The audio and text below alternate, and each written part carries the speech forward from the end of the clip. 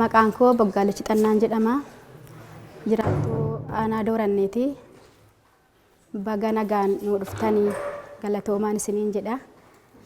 Ashi duraan dursaa inni kun dinnicha. Dinnichi kun waxii ta'a hojjetamee waxii ta'a.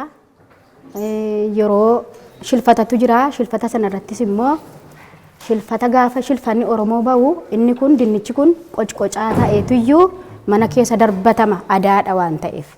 Kunis qocqocaadha. Qocqocaan kunis biraan hafu gaafa adaa sana qocqocaan kun immoo eessumattuu barbaachisa qocqocaadha waan ta'eef inni kun immoo buna qalmaati. Bunni qalmaa ateeteetti sin barbaachisaa. Yeroo isaanii dhaabbatamtus hin qalamaa. Yeroo fuudha zargiirre fuudha irrattis hin qalama. Qalmi buna inni kun ta'u waan adaati. Distiidha. Distiin kun kan waxiiti. Waxii urgeessa, waxii mi'eessaa. Inni kun aannanii. Aannani musliimayyuu aanaan Dooranni aannaniin beekamti. Aannani waan beekamaadha. Inni kun immoo killa.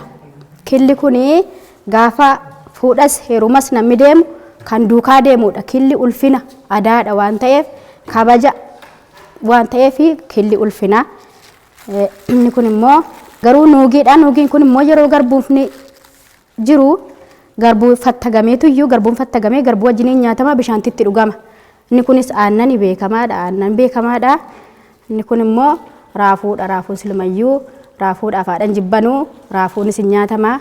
Kunis qocqocaadha. Waan urgaa'uudha. Waanuma hunda barbaachisa. Kun immoo qabeedha. Hin beekama. Inni kun immoo luqqiseedha. Luqqiseen kun gaafa karaa deemanus galaadhaafis hin ta'a. Nyaata maaluma hundaaf iyyuu hin ta'a. Nyaata aadaati luqqiseen. Kunoo bareeda. Luqqisee bareedaadha. Akkas kana fakkaata baay'ee bareeda. Inni kun immoo marqaadha. Marqaan kun marqaan boqqolloo irraas hin ta'a, qamadii irraas hin ta'a, xaafii irraas hin ta'a. Nyaata aadaati. Waanuma hundarraa hojjetama marqaan. Tooqan baftanii argitan iyyuu. Inni kun immoo qixxaadha. Qixxaan yeroo eelerra keechuu jarjarru qixxaanee ijoolleenis nyaatti. Ijoollee ittiin geggeessina. Warra kan bamanas ittiin geggeessina. Inni irra dibamee jiru kun qocqocaadha. Qocqocaatti irra dibamee bishaanitti itti dhugama gaafa nyaatamu mi'aa. Inni kun immoo gombisoodha. Buddeentu iyyuu walitti gombifamee buddeenuma ta'e walitti gombifamee yoo daboo ta'e yoo shaarfaa bunaa ta'e caccabsaniitu iyyuu kennama namootaaf. Inni kun immoo akkuma argitan kana daabboo guddaa kana daabboodha. Daabboon yeroo maabaraas daabbootti tolfama. Yeroo cidha waa tokkos daabbootti tolfama. Nyaata aadaati jechuudha. Inni kun akkuma argitan akkuma beektan buddeenni gaa xaafii irraas, bisingaa irraas, qamadii irraas waan adda addaa irraa ta'a buddeen. Boqqolloodha kun boqqolloodha. Ammallee isheetiin hin jiru boqqolloodhuma gogaatuyyuu buddeena kana ta'e. Inni kun immoo akkuma argitan killaa. Killi kun immoo gaafa ijoolleen heeruman gaafa aadaa waan adda addaayyuu killi kun nama duukaa deemaa ulfina jechuudha killi. Wanti keessa jiru kun waanii keessa jiru kana tarii gaafa haati mucaasee heerumsiistu jechuudha. Waan dhoksaas keessa keessee fi waan dhoksaa sana kennuu fi kan baatu gaafa mucaan heerumtu kan baatu miinzee isa duwwaa baata killa kana. Akkasii kunis akkuma argitan daabboodha. Daabboon kunis immoo yeroo daboo tolfama. Yeroo cidha waan tokko tokko tolfama.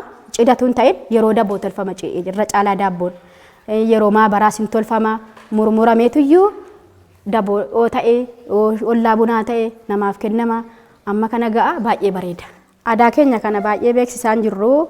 Aadaa booddeetti hafe kanayyuu amma nu yaadattanii Waaqayyo isin eebbisuun jedha.